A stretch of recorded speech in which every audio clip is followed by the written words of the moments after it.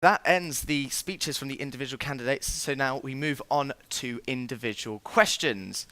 The question that we've received is to do with Eliot Hall, saying that seeing as though that society activities are extremely important, and with the loss of space from Eliot Hall to be changed into library space, what will be done to lobby for more space to be used by these said societies? Jack, if you could give a 1 minute response to that question as best you can. The space that is being allocated after the library is obviously important that we make sure that it's open and accessible for all. So the library extension is a really good thing, and it's going to impact lasting change for all students. We just have to make sure as much as possible it is an impact on societies itself. So Eliot Hall is a shame, and if I'm elected, I will do what I can to change that. But asking the university, for example, to put up multiple buildings for other societies use, or to put library resources in there. So that would be transferring it to a place, for example, like the Rutherford Study Hub, which used to be Rutherford Bar, and it hasn't been getting as much students in there studying all the time and things like that. So I propose we use Eliot for studying and Rutherford Study Hub for more social society-based activities. Yeah. Okay, thank you very much. Andre.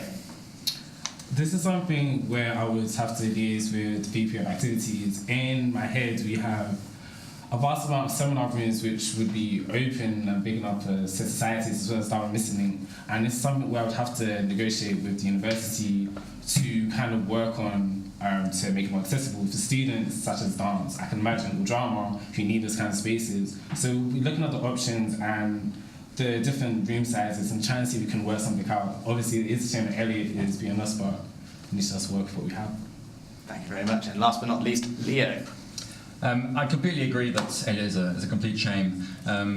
Student societies are a key part of the University of Kent, and we need to make sure that we support them.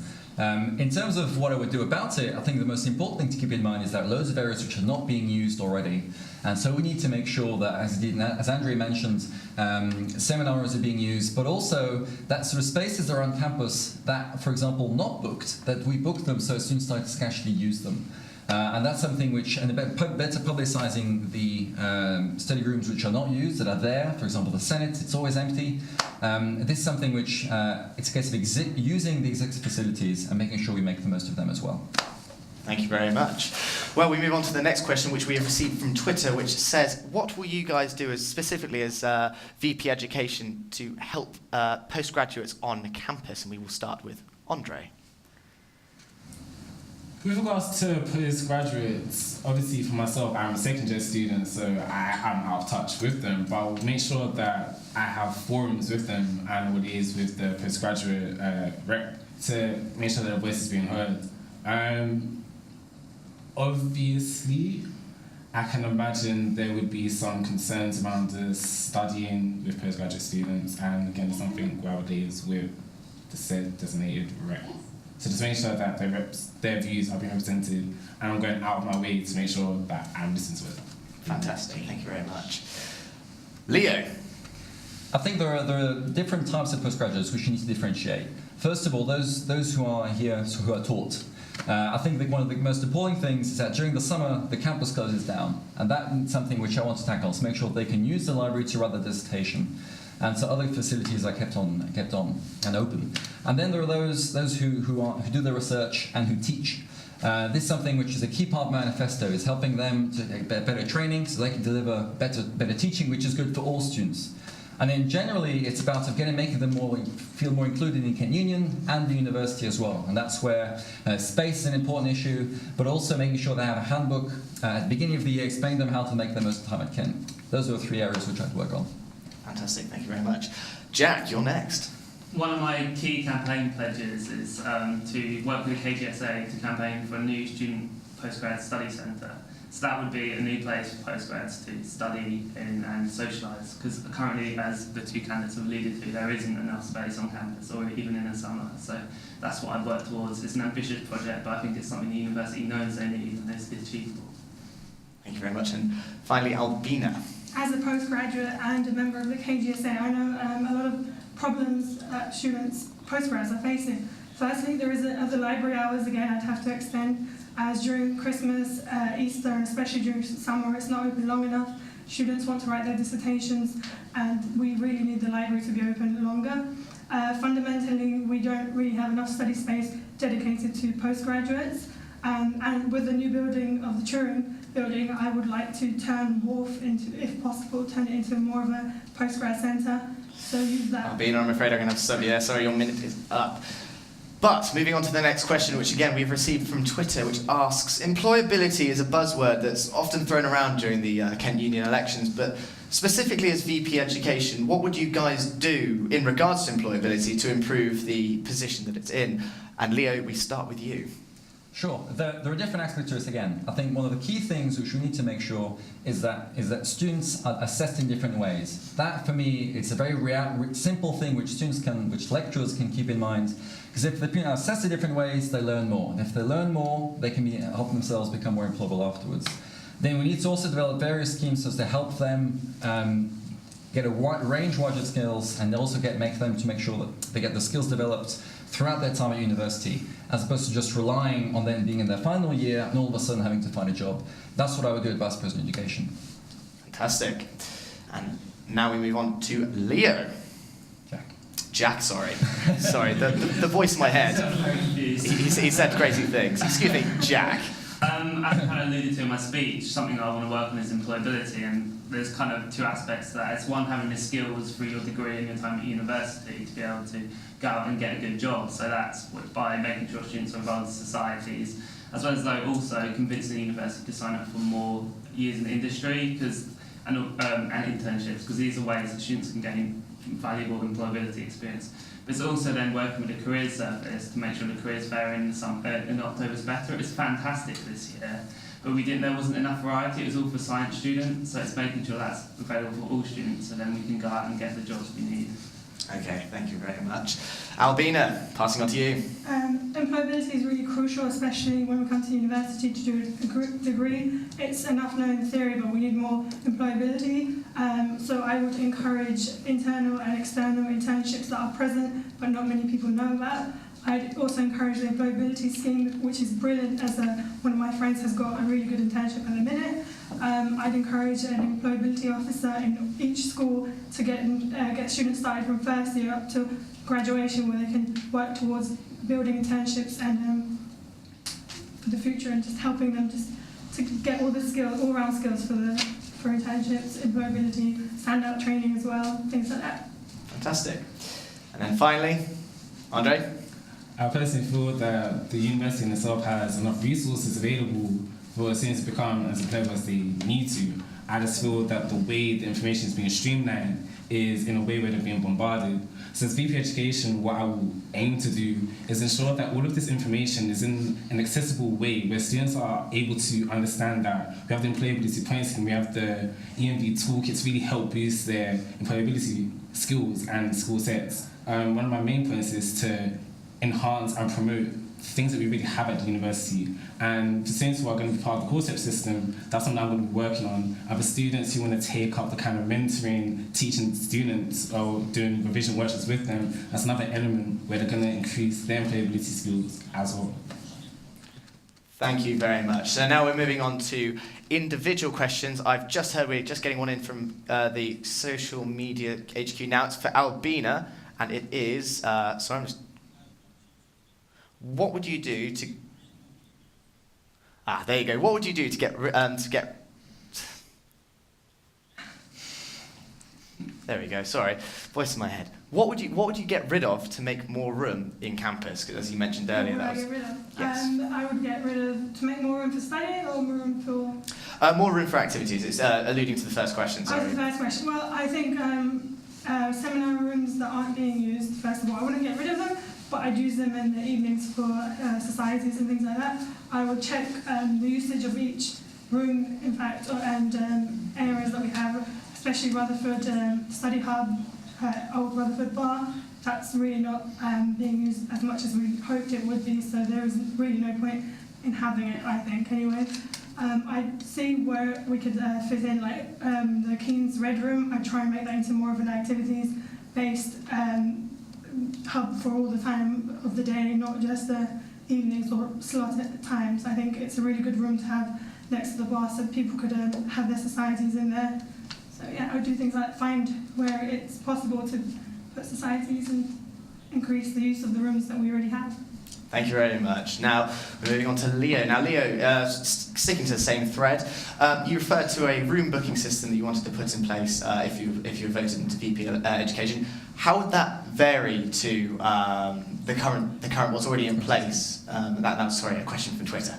So how would you change the room booking system? Yeah, absolutely. Well, the reality is that today a lot of rooms throughout the year are not being used. So the way in which we would differ is that, for example, the Ken Union, I would work with Ken Union and activities, vice president activities, so more the college committees and societies book the rooms at the beginning of the year for the whole term in advance for the whole of the year, but they will be available at last minute because Ken Union has booked those rooms specifically for them. That's how it would differ from the previous system. Okay, thank you very much. So, Jack, you're next. There we go. So, just been told another question from Twitter saying, how would you go about getting exam feedback? Exam feedback was 2 years ago in Learning and Teaching Board. It's making sure that the schools now continue to progress with it. We had a couple of trials last year and it kind of fizzed out, so it's putting it back on the university agenda, and now it's an issue that needs to be dealt with, so it's important we should push it at Learning and Teaching Board and higher level meetings. Fantastic, thank you very much. So, Andre, last but not least, so where would you find the money to subsidise printing? It's a question we've just been asked. So, it is a very valid question. This is something where I would have to talk to individual schools about and see where we could lose some resources. For my school, for example, I know they print off some module guides, but instead of printing it off where it's available on Moodle, we could use that money, for instance, towards printing credits. So it's just looking at individual schools' needs and seeing what they can cut back on for students and streamline this printing credit. Fantastic, thank you very much. Now, I'm sure the candidates will be delighted to hear that we're going to give them a little break as we're now going to go over to Daisy in Social Media HQ. Yeah, hello. Am I here? Welcome to Social Media HQ. If you do want to get in touch, we are all over the place. You can find us on Twitter, that's Ken_TV. You can find us on Facebook for KTV. You can go on our website, ktvlive.co.uk, or you can go on YouTube and comment on the box underneath the live stream. Welcome to Social Media HQ. I'm Daisy, and I'm going to introduce you to the rest of the team. So behind me, I've got Kate, she's in charge. Behind Kate, you've got Tim, and he's doing all the serious things.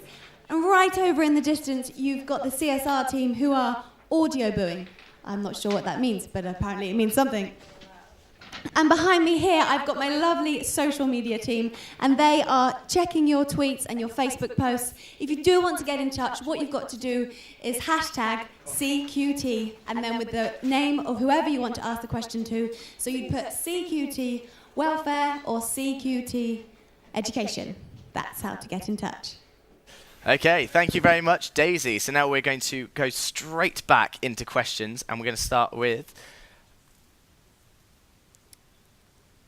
So, okay, do recorded lectures become an incentive for people to miss lectures? How would you kind of combat this kind of attitude? And I guess this is going out to all of you, so we shall start with Albina. I personally love recorded lectures. I can see why 9 a.m. lectures, people would try and avoid them if they're being recorded. But I think it's one thing being there and learning and asking questions if you don't understand. I mean, if you record a lecture and you don't understand it and you don't go, well, it's tough luck. But if you do attend, you can try and understand it firsthand and then come back to it when you have to revise. So I would say I would definitely see recorded lectures as a crucial point for people to go, and they should really attend it. So I would emphasise the importance of actually being there at the lectures and actually understanding it, so then later on in a few months' time, they can try and remember what they've learned before for exams and things like that. Fantastic, thank you very much. Now moving on to Jack. Recorded lectures are fantastic, as kind of everyone I'm sure will say. There's been numerous studies done on this. The School of History, for example, this year has now put in one of their reports that they're moving from an opt-in system to an opt-out system for recorded lectures because it hasn't affected attendance, and there's a suggestion that lecturers use an argument, but there's various ways you can go around this as well by making sure they're only accessible in exam term, or as I said, there's studies that have made sure that this doesn't actually happen. Fantastic, thank you very much, Jack. So we're going to go to Leo next. Sure. recorded lectures does mean that some students sometimes therefore take it as incentive not to go to a lecture. That is a problem. But I think the reality is that we need to make sure that lecturers understand different ways in which they can use it.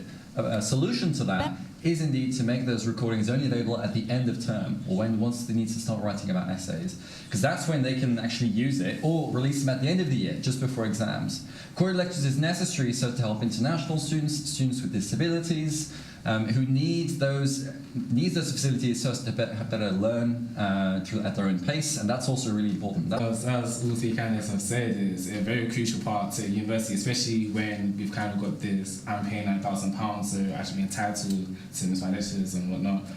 Obviously, what I would say to those students is watching a recorded lecture and being in the lecture is completely different, and it's just trying to get the message across that lectures put on lectures for you to sit in for a reason. There are many different ways you can go about it. It may be unpopular, but perhaps doing spot check. So now we're going to cut to Daisy, who apparently has a very good question over there in Social Media HQ. So Daisy, what have you got for us? I've got an exciting question, and that says, bearing in mind the ongoing dispute between the university and the UCU, the Lecturers' Union, do you agree with the 161 students who petitioned for the upcoming Kent Union referendum on strike action policy that Kent Union should ballot all of its members before supporting any industrial action? Much for that, Daisy. So, the pay strikes. Andre, what's your stance on this?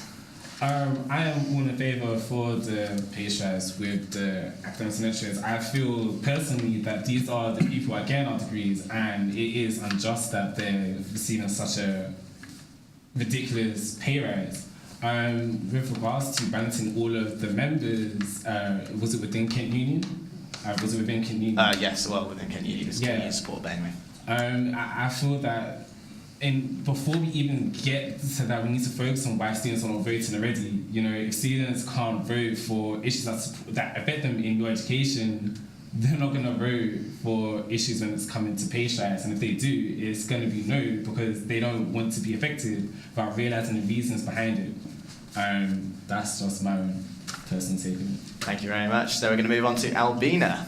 I personally support the strikes. I've spoken to a lot of my lecturers who have gone on strike and have said their side of the story. I think it's crucial for all of the students to support our lecturers, because at the end of the day, a good education comes from good lecturers and happy lecturers in their jobs. And if they're not happy with their pay, then we shouldn't be happy for them. We should support them, and we should get everyone to work together and make them happy so that we can be happy in a happy union. Fantastic, very, very happy answer there. So we're going to move on to Jack. Kind of as the last two candidates have alluded to, I support the lecturers' right to strike, and I support the strikes, because some of them are staff, and also I think it's important to note that the strikes would be go-ahead regardless of what Kent Union's stance would be. So in that respect, I think as long as we're supporting them and trying to resolve this dispute as fairly as possible, that's the most important thing. Thank you very much. And then finally, last but not least, Leo. Okay. It's a really nice stance. I mean, as of right now, I support the strike completely. I agree. However, 3 months from now, when exam feedback is going to be required and coursework is needed, etc., it would be naive of me to say, yes, I'm supporting it. Why? Because I would, as VP Education, I would be the representative of all students at Kent. Some would be in favour, some would be against. And at that point in time, I will need to decide what is in the best interests of students. That is what I would be elected for as VP Education, and so that is why in 3 months' time I would then take that decision with student consultation. Thank you very much there, Leo. So we're going to go back to Daisy now. She's got another question for us. Okay, the next question that's come in. Given the current economic climate, what do people think the future is for the situation with fees within university? Thank you for that, Daisy. So guys, what's your stance on the position of fees? Are they going to go up? Are they going to go down? So, Jack. In an ideal world, there would be no tuition fees. Students would not have to pay for an education. Education is a right, not a privilege.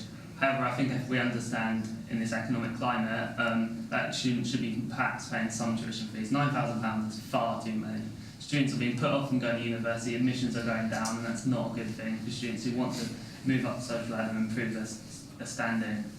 Therefore, I think we should be lobbying for a lower reduction of tuition fees, actually a graduate tax, where students don't pay anything, but they're taxed on the income they earn as a result of university. That's the fairest way for students to go to university and pay for it. Thank you very much, Jack. We're going to move on to Leo. The situation when it comes to tuition fees is very difficult and rather worrying. I would, of course, campaign for to keep the fees as they are right now, or indeed to reduce them. However, it is extremely unlikely that would actually happen. I would, of course, campaign for them to stay the same, but most importantly, I think it's important that students now get more out of their degree, and that and also we get students from a range of backgrounds at university. Wanting participation is a vital aspect of what comes with higher tuition fees, and we need to make sure that students from all backgrounds are not put off by these higher tuition fees. That's what I would do as far as personal education. Thank you very much, Leo. Andre. Oh, the situation with the fees, we can lobby and we can argue, but we've seen in the past with EMAs and the increase in tuition fees that if the government has a stance on something, they're not going to take into consideration what we're lobbying or arguing.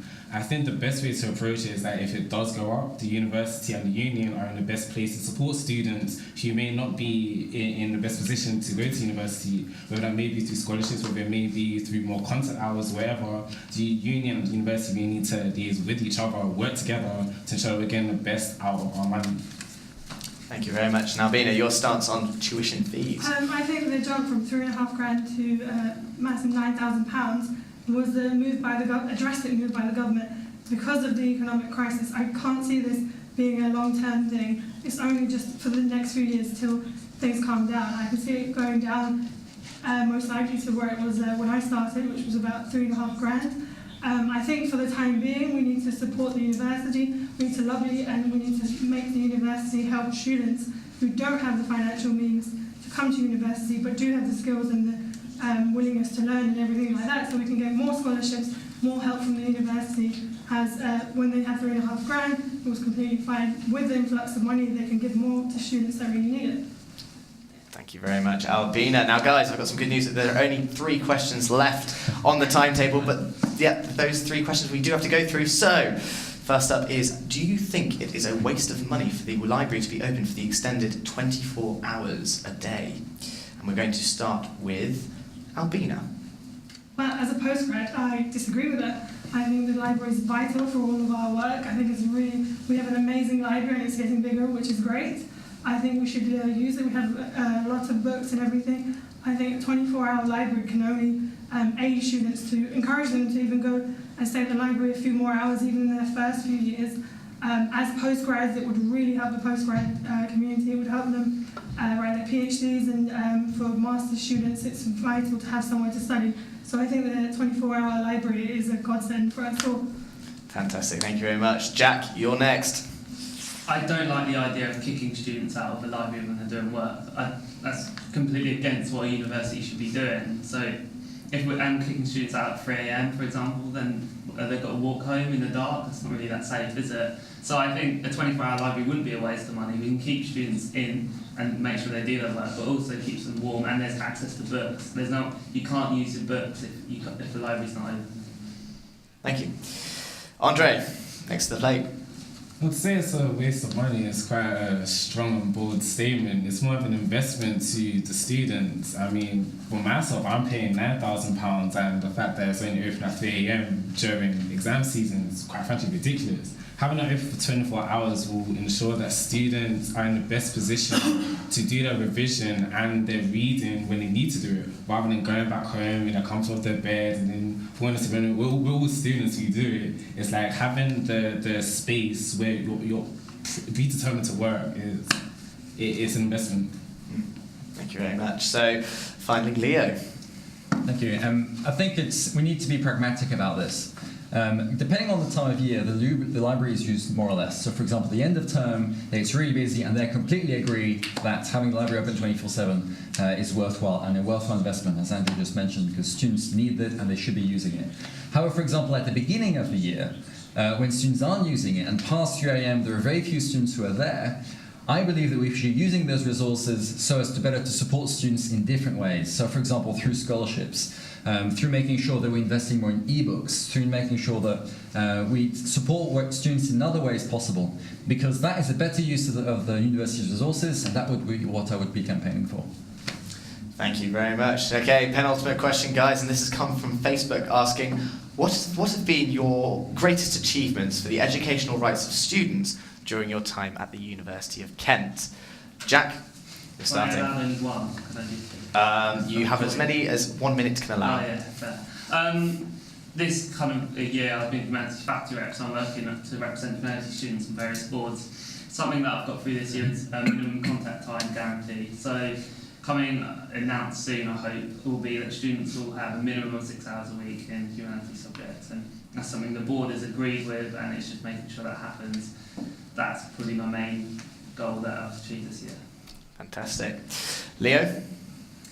I've been a student rep for the past 3 years, and it has taught me a range of things, but most importantly what I've achieved is getting the university to trial exam feedback in the first place. This is something which I've worked on in previous years with Vice President Education, and indeed with the former faculty reps, and that is something which we've been now continuing to work on. Other previous achievements go also in terms of improving the coursework feedback standards. Making sure there's a cover sheet so that all students can have the same types of standards. And then a final thing which I feel very strongly about is about empowering students. I've managed to get students to chair university meetings and student representative policy, so all students, all elected, all course reps can get into those meetings in the first place and lobby the university on what matters on issues to them. So empowering students, getting exam feedback trials, and the increasing feedback standards would be my key 3 achievements. Thank you very much. Good timing there. Just about to hit your minute. And then finally, Albina. Well, at the start of the Andre, year, excuse me. Sorry, Albina. at the start of the year, I managed to get a small win, which is a £15 printer credits for all the graduate students from my politics degree. I've also got a transparent program with as a course rep. I go to lots of meetings. Mainly the graduate committee meetings are more important for postgraduate students. I've been able to take one of them in with me so that they can see what's going on. I've encouraged loads of communication. I have an open door policy even where I live on campus, so that students, if they have a problem through Facebook, through email, everything, I've tried and I've tackled every problem so far, so hopefully for the rest of the year I'll be able to do the same. Thank you very much. And finally, and I mean it this time, Andre. I guess with me, it's all about the student experience. So within my school, what we try to do is we set up an exchange program for criminology students, and myself and 2 of my reps, Lisa Phillips and Joe Rivers, and it was all about trying to get students to mix with international students and see criminology from another perspective. And it was bringing those Dutch students down to see Ken and bring the Ken students who eventually go down to Amsterdam and just enhance their student experience whilst within our school. Another thing that we're trying to push for this year is making our school feel more like a community. So we're going to be having a really controversial debate in the next couple of weeks. We're going to be having an end of year buffet for all our third year students where they get to mix with their academics and they get to know them on a personal level before they start writing their references and all that jazz. So, student experience. Thank you very much. Okay, guys. The next question, it's come from Twitter from Johnny. I've been told by the voice in my head, and it's quite simply, what made you run for the position of VP Education? So, Albina, you'll start. Well, after doing my undergraduate here, I decided to keep on with my studies. Now I'm doing my master's. I'm very proud of where I am at the minute. I'm very proud of working within the university, ambassadoring, volunteering and everything. I feel that I'm at the right time in my life where I want to give something back to the students, use my experience, use my openness, my helpfulness to speak to the students and just try and make the student experience all better for everyone, and that's what I think. And I have both experience of undergrad, postgrad, so I think I can use that to my benefit. Yeah. Fantastic, thank you very much. So, now, to my knowledge, I think we're going to cut over to Social Media HQ. No, we have not, excuse me. Leo, excuse me, again, the voice in my head, crazy, they're misleading. Leo! Yes, well, Guy, sorry Leo, carry on. the reason why I'm running for VP Education is, as I mentioned before, is because of my track record and making sure that students make the most of their time at Kent. That is why, that was the key motivations why. I've been a student rep for 3 years, I've delivered on my promises, and I want to do that university-wide. I did it within my school, I did it within my faculty, and I've been making that doing those changes. So within my years at university, and now make to do that full time, so deliver change for students. That's why I'm warning. Fantastic, thank you very much. Andre. Well, I think for me it's just simply I wanted to make a change. I'm a secondary student, I'm paying £9,000 fees, and for me it's slightly frustrating when I can see students are paying £3,000 and I'm paying £9,000, but we're both getting the same education. And I'd have to take a proactive approach, so if I want to change to happen, I will make that change. And education for me is something that is so important. It opens so many new avenues and so many different streams, and I feel that if you have the right resources, why we're not utilising it? We need to make sure that students are working as a community and utilising the resources to get the best out of their educational experience. Thank you very much. And last but not least, Jack. In my second year, I got a mark of a 0 that I felt was unfair because of the way the deadline was set, and it wasn't right compared to the module outline, and I felt that was really unfair. So then I ran to be Humanities faculty rep based on that, so I wanted to change how that worked, and I almost have now. And then from that, it's kind of momentum's built and how I wanted to make these changes and things, and I've kind of felt, yeah, I'm quite good at this role. I think I could do this at full time. So, and I've worked harder and harder, and I feel that that's why I'm. Thank you very much. Now, thank you for that, guys.